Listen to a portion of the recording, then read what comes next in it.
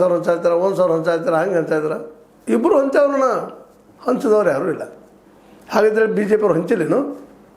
Congress ಹಂಚಾಗೈತಲ್ಲ. So ಹಂಚಿನ ಬಗ್ಗೆ ತಪ್ಪತ್ತೇನಿಲ್ಲ ಈಗ. ಯಾಕಂದ್ರೆ ಕಾಮನ್ ಆಗ್ಯದ ಎಲ್ಲರಿಗೂ.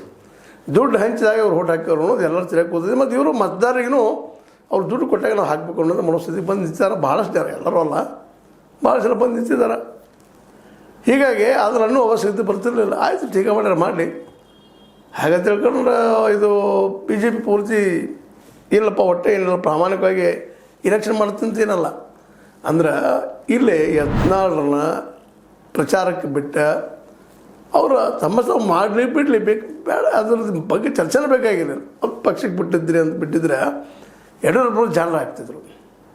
ಆದರೆ ಈಗ ಅಟ್ಲೀಸ್ಟ್ ಒಂದು ದಾವಣಗೆರೆ ಪುರುಷ ಆಗ್ತಿತ್ತು. ಅದರಿಂದ ಭವಿಷ್ಯದಲ್ಲಿ ಅವ್ರ ಮಗನಿಗೆ ಅಧ್ಯಕ್ಷ ಸ್ಥಾನ ಪರ್ಮನೆಂಟ್ ಆಗಿ ಉಳಿಯುವಂಥ ಅವಕಾಶಗಳು ಹೆಚ್ಚಾಗಿದ್ದು. ಈಗ 2 ಕಡೆ ಡೋಲಾಯಮಾನ. ದಾವಣಗೆರೆ ಒಂದು ಡೋಲಾಯಮಾನ ಆಗಿದೆ. ಯಾಕಂದ್ರೆ ಸಹಜದ ರೀ ಅವ್ರು ಮಾತಾಡೋಂಥ ಭಾಷೆ ಹೆಂಗದ ಅಂತಂದ್ರೆ ಯಾರಿಗೆ ಸ್ವಾಭಿಮಾನ ಇರ್ತದೆ ಅವ್ರಿಗೆ ಚುಸ್ತದು. ಹಾಗೆ ಸಹಜ ಒಂದಾಗಿಬಿಡ್ತಾರೆ. ಮೊದಲು ಅವ್ರಿಗೆ ಭಾಳದ ಹಠ ಒಂದಾಗ್ತಾರೆ. ಹಾಗೆ ಬಿ ಜೆ ಪಿ ಹೊಡೆದು ಬೀಳ್ತದೆ. ಹೀಗಾಗಿ ಸಮರ್ಥ ಗೆಲ್ಲೂ ಹೆಚ್ಚು ಅವಕಾಶಗಳು ಹೆಚ್ಚಾಗ್ತಾ ಇದ್ದಾವೆ ಅಂಥೇಳಿ ವರದಿಗಳು ಬರ್ತಾಯಿದ್ದಾವೆ, ಸೂಕ್ಷ್ಮ ವರದಿಗಳು ಬರ್ತಾಯಿದ್ದಾವೆ.